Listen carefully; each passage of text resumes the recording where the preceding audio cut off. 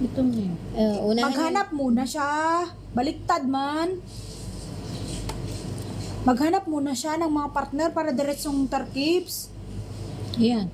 Oo, tama na yan. Maghanap ka dito. Hindi, para di siya mahirapan. Maguguluhan yan siya, be. Every time na kumuha siya dalawa, halimbawa, yan, kasya na. Idikit niya na agad, ilagay niya dyan. Para sa next, dire-diretso na siya. Para di siya mahirapan. Kasi pag ilagay niya dito lahat, mahirapan yan siya, be. Kailangan, kukuha siya ng dalawa, ano niya dito, sukat Ay, niya. dikit niya yung isa. Baliktad at Tapos, ang isa, Baliktad ba? Baliktad. Paano naging baliktad? Tignan mo to. Yan. Oh. square siya. Ayaw Ito ng yung sa ano ng kuko.